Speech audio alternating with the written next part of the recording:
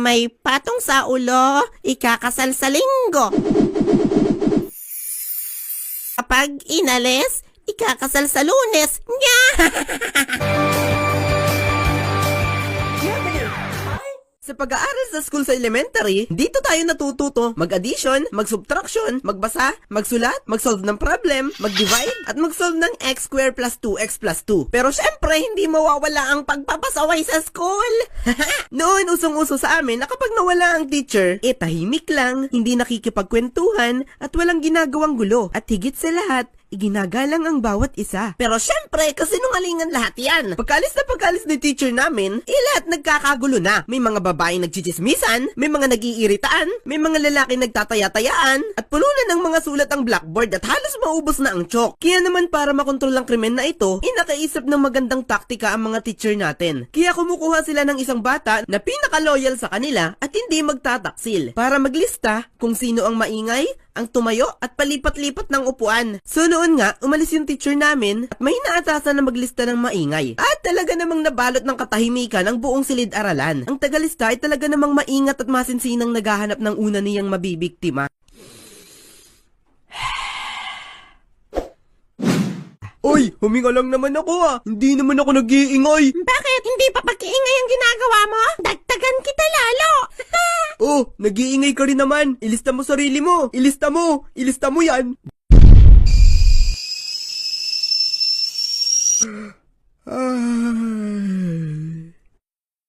Ay, ay.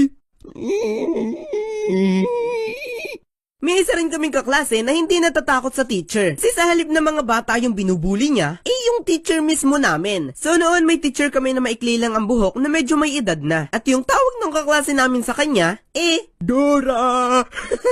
At talaga namang galit na galit sa kanya yung teacher namin na yon. At talaga namang nakakainit ng ulo yung paborito niyang joke. Dora! At isang araw noon, dagdalan siya ng ballpen. Kapag sinulat sa'yo, wala kang makikitang tinta. Yung makikita lang kapag pinflashlightan mo ng ilaw niya. So sinabi niya noon sa akin, Pre, lalagyan kitang tattoo sa braso mo. So nagtiwala naman ako sa kanya, hinayaan ko lang. At pagkatapos wala akong makitang tattoo na nilagay sa braso ko. Pre, tingnan mo, Magic. So inilawan niya na nung ballpen na may ilaw na yon para makita na yung tattoo sa braso ko. At ang nakalagay, Dora! Isang araw rin noon, mayroong classroom sa amin na isinasara kasi hindi pa naman siya ginagamit. So pumasok kami nung isa kong kaklase kasi wala namang nagbabantay ng mga oras na yon. At ewan ko ba kung ano pumasok sa isip namin at naisipan namin maghabulan sa loob. At alam niyo ba kung sino yung teacher na nangangalaga ng room na yon? Yung teacher na tinatawag ng kaklase namin na Dora! So habang naghahabulan kami, syempre masayang-masaya kami noon at walang ibang iniisip. So bale ang mga mesa sa loob ng room na yon, yung sinaunang mesa na dalawang bata na ang magkakasya. At may bukod na upuan na kapartner niya at sa ibabaw ng upuan na yon, may meter stick. Isip ko noon na doon na lang manatili sa kabilang dulo ng mesa at doon naman siya sa kabila. Nagsisilbing harang sa gitna namin yung mesa at hindi niya ako basta-basta mahuhuli. Nang biglang, pagtakbo ko, nasagi ng paa ko yung kabilang dulo ng meter stick at kumalso naman sa paa niya yung kabilang dulo. So, naputol yung meter stick sa gitna.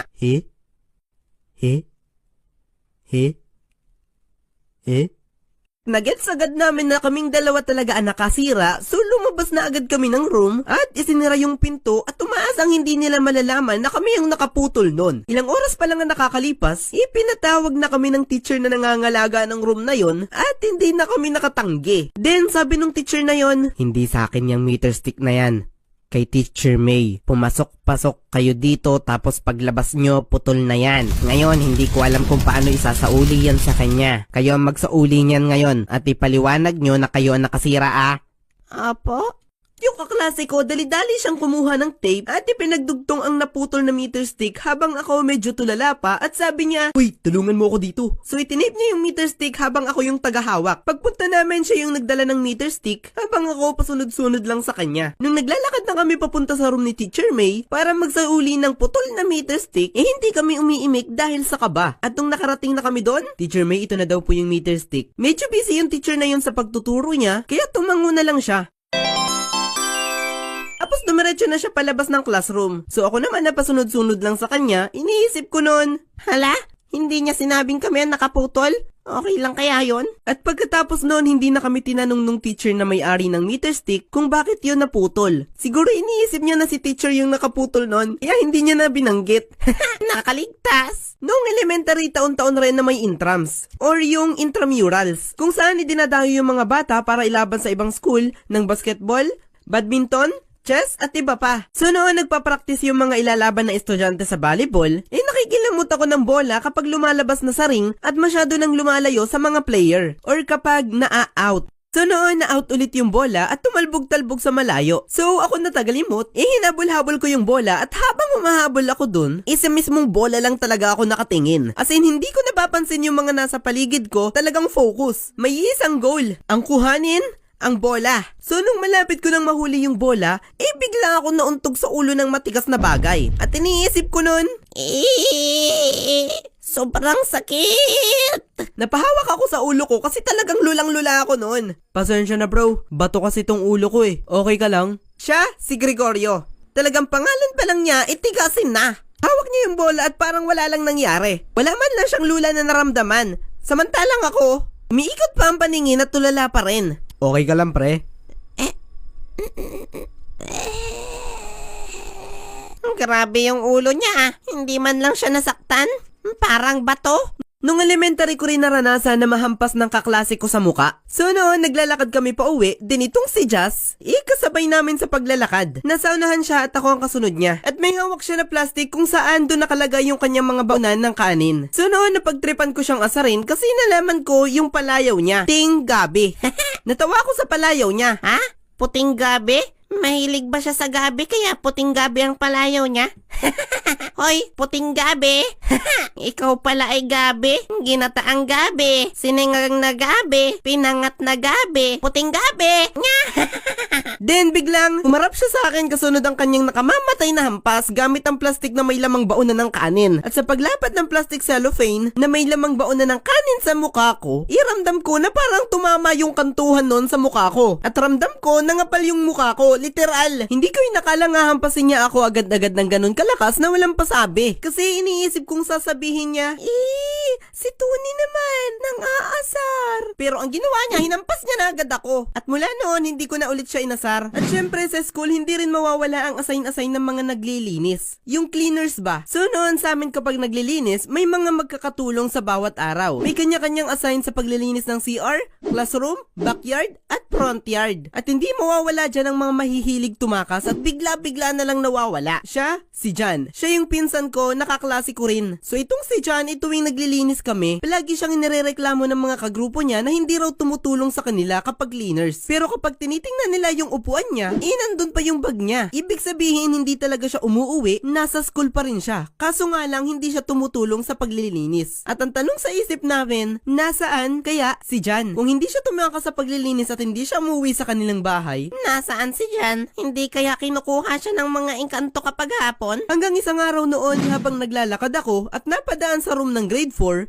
nakita ko siya na dun naglilinis. Grade 6 si Jan? Bakit naglilinis siya sa room ng grade 4? At nung pinagmasdan ko siya, medyo nagtatawa-tawa siya at parang sobrang saya niya habang nagbubunot ng sahig. At nakita ko yung crush niya na nagbubunot din at nanunood sa kanya habang nagpapatawa. Dito pala nagpupunta si Insan kaya hindi siya nakakapaglinis ng room sa amin? So yung crush niya na ito na grade 4, siya din yung nakwento ko sa dati kong kwento na crush experience. So dapat tuwing tanghali lang kami magpapapansin sa grade 4 namin na crush. Pero siya, sumasideline din sa hapon. Nilalamangan mo ako, pinsan?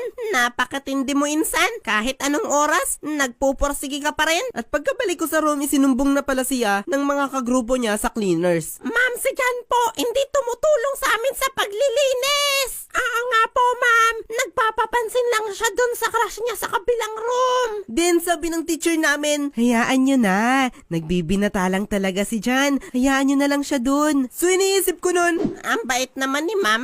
Kung magpapansin na lang rin kaya ako dun sa crush ko sa kabilang room. Nya! Noon rin palagi nagpapagawa ng mga project ang teacher namin. So isang araw noon, pinaggawa kami ng project sa science na kung saan gagawa kami ng drawing ng constellations ng stars sa pamamagitan ng illustration board, glue, at glitters para maging makinang yung mga ginawa namin. So noon nga, binigyan kami ng saktong araw ng pasahan. Biyernes ang sinabi ng teacher namin na araw, kaya Miyerkules pa lang itinapos ko nang gawin yung constellation ko. Nandun na yung Big Dipper, Small Dipper, Great Hunter, at iba pa. At nilagyan ko pa ng plastic cover yung ginawa ko para hindi masira yung project. At kinabukasan, hindi ko muna dinala yung project ko kasi iniisip ko, Ay, hindi pa naman ngayon ang araw ng pasahan? Bukas ko na lang dalhin. tsaka natatandaan ko na sinabi ng pinsan ko na, Pinsan, sabay tayo magpasa ha. Sigurado tuwang-tuwa yun si ma'am kapag nakita niya ang aking gawa na sobrang ganda. So pumasok na ako at pagkarating ko sa room namin, nakita ko mga kaklase ko na dala na nila yung project nila, pati yung pinsan ko. Dala niya na yung sa kanya. Nung nagkatinginan kaming dalawa, nagsimula na naming maalala ang pangako namin sa isa't isa na, Pinsan, sabay tayo magpaprasya sa Friday At nagsimula na kaming magkausap sa isip namin sa pamamagitan ng pagtitinginan sa mata ng bawat isa. Pinsan, anong pangako natin sa isa't isa? Ha? Nasaan na ang pinaplano natin na sabay magpapasa? Pinsan, hindi ko lang naman sinasadya na nadala ko yung project ko. At ako'y tumalikod na may namamasang mga mata. Pumunta sa lugar kung saan walang nakakakita. At pumikit ako para pigain ang luha sa mata kong namamaga. Pinsan, okay ka lang?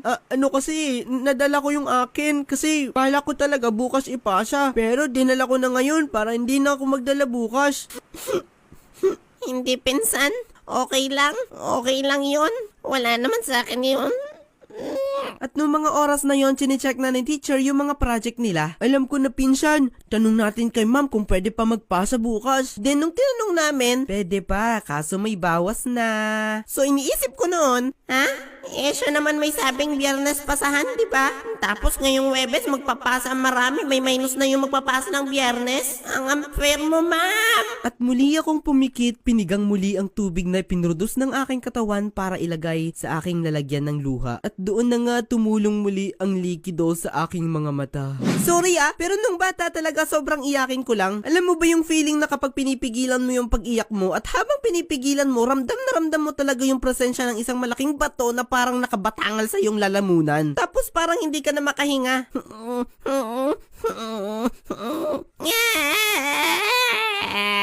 Kala nyo? Hindi ko kayo kabati.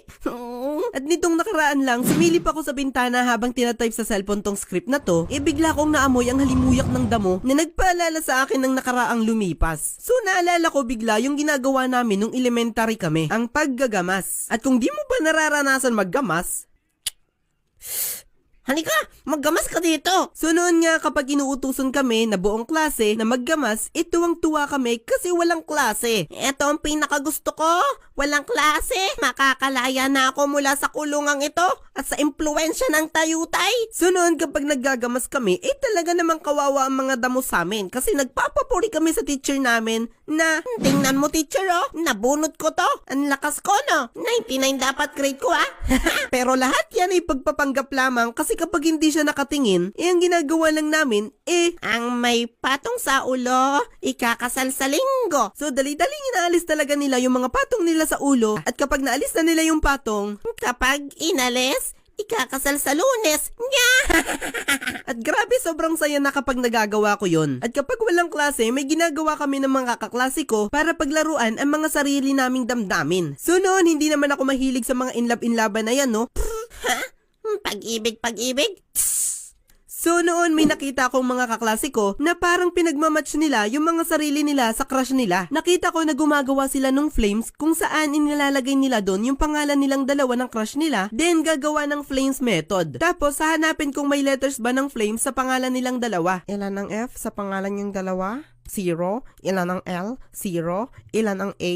4. Ilan ang M? 1. Ilan ang E? 1. Ilan ang S? 0. Solve ng konti, then 6 ang sagot. 1, 2, 3, 4, 5, 6. Kayong dalawa ay sweet. So nakalagay doon, F for friends, L for lovers, A for angry, M for marriage, E for enemy, and S for sweet. So noon tuwan-tuwa ako kasi baka kaming dalawa ni Crush, marriage ang kahinatnan. So gusto ko din itry yon. Kasi nakaka-curious din. So noon tumabi ako doon sa Love Master na gumagawa ng flames. Then sabi niya, "O ikaw, gusto mo ba i-try ito?"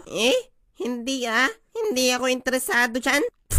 Mga in love na yan. Then sabi ko, Yung iba na lang, pagpartnerin mo si Stacy at saka si... "Ay alam ko na, kayong dalawa na lang ni Stacy." Hoy, wag! Pero sa loob-loob ko, Ay, sige, ayos yan. Magandang maganda. Ang galing niya humula kung sinong crush ko Siguro marriage kaming dalawa ng crush ko. O kaya, sweet. O kaya, love niya ako. Ayos yon. so nung ginawa na, kinakabahan na ako na may halong excitement. At parang sa palagay ko talaga, ito na yung magde-decide ng destiny naming dalawa. O ilan yung F sa pangalan yung dalawa? 0. O ilan yung L sa pangalan nyo? 1. Ilan ng A? 3. Ilan ng M? 0. Ilan ng E? 2. Ilan ng S? 1. Okay, counting solve. 7 ang sagot. 1, 2, 3, 4, 5, 6, 7. Kayong dalawa ay lead to friends. Grabe yung disappointment ko nun. Kasi ina-assume ko talaga na kung ano yung magiging resulta ng flames method na ginawa namin, yun talaga yung destiny namin. Di hanggang friends lang kami. Walang kwentang flames na yan. Usong-uso din noon na kapag ang teacher namin ay maraming dala, ipaunahan kami sa pagbitbit nun at dalhin yun sa room. Kasi iniisip namin noon na tataas ang grade namin kapag dinala namin yung bag ni ma'am. Dapat 99 na grade ko dito, mama. Ang dami at ang bigat nito. At kaya ganon, dinala ko na lahat ng gamit ni mama. Ang baba pa rin ng grades ko. Siguro, dapat buhatin ko na rin pati si ma'am papunta sa classroom. Hello mga ka-dino! Yay! Meron nga pala akong ipapakilala sa inyo. Yay! Kilala niyo ba si Jesus? Tama! Siya yung namatay sa krus para bayaran yung ating mga kasalanan. At alam mo ba na mahal ka niya? Ang sabi sa Biblia na kanyang mga salita sa John 3:16, sapagkat gayon na lamang ang pag-ibig ng Diyos sa sangkatauhan, kaya ibinigay niya ang kaisa-isa niyang anak upang ang sino mang sumampalataya o maniwala ay hindi mapahamak kundi magkaroon ng buhay na walang hanggan. Mahal na mahal ka daw ng Diyos, kaya ibinigay niya si Jesus para sa'yo. At alam mo ba, sabi sa Bible, kung ipapahayag ng iyong bibig na si Jesus ay Panginoon at buong puso kang sasampalataya na siya'y muling binuhay ng Diyos, maliligtas ka. Kailangan din daw pala na sabihin ng ating bibig na siya ay Panginoon na tagapagligtas natin. Kaya ngayon, mananalangin tayo at susundan mo ko. Pikit lang ikaw. Tapos, sabihin mo kung ano yung sinasabi ko. Handa ka na ba? Simulan na natin. Panginoon, maraming salamat po sa pagkamatay mo sa krus para tubusin ako sa aking mga kasalanan. Patawarin mo po ako sa lahat ng aking mga pagkakasala. Tinatanggap kita, Jesus, sa aking buhay bilang Panginoon ko at tagapagligtas. At isulat mo po ang aking pangalan sa aklat ng buhay. Salamat po, Panginoon, sa pangalan ni Jesus. Amen! Congratulations! Tinanggap mo na si Jesus sa iyong buhay. Palagi ka nang magpe-pray palagi ka nang magsisimba, at mahalin at sundin natin si Jesus. Yun lang, babayabadu! Parang masarap manood ng Superbook ngayon.